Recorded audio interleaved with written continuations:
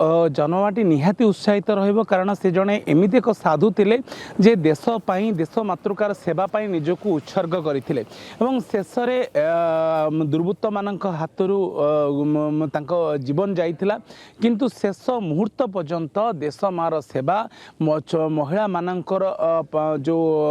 से मानकर दायित्व एवं गोमातांकर सेवा एवं छोट छोट कुनी कुनी पिला माने जो माने पाठ ठारू वंचित रहउछन आदिवासी माने से मानकु मुख्य स्रोत को आनिबा एवं सनातनी मानकु धर्म नष्ट न होई कि से माने सनातन धर्म रे रहिबा ये तमाम कार्यक्रम रे से निजुकु संश्लिष्ट करथिले आ जेउथि पई तांकर जीवन जाइथिला बोली कुहा जाय कि एबे बड़ कथा होउची तांकर जन शतवार्षिक उत्सव को तांकर गुर्जंग जो ग्राम रहिछि एटारे पालन करा जिवो एवं पूर्वतन केंद्र मंत्री धर्मेंद्र प्रधान आसी पहुंची सारिछन तालचेरे एवं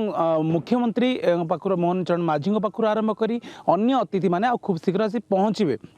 तेणु आम कहीपर जहाँ जहाँ कार्यक्रम प्रक्रिया रही प्रथम कलश यात्रा तापर आपणकर वैदिक रीतिनीति अनुसार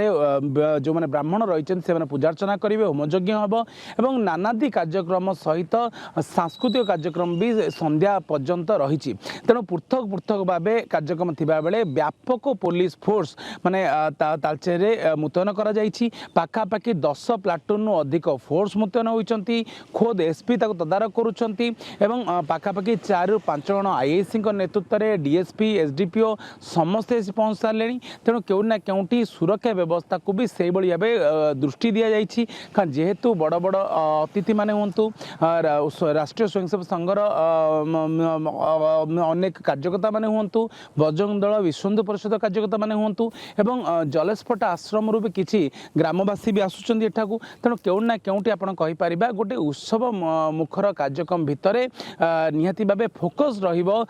जन्म शतवार्षिक उत्सव आज आरंभ होची वर्ष तमाम जो कार्यक्रम रही तापर फोकस रहिबो कारण पूर्वतन केंद्र मंत्री धर्मेंद्र प्रधान जे सांसद अच्छे संबलपुर से सूचना देइथिले वर्ष तमाम कार्यक्रम करा जिवो ता सहित विभिन्न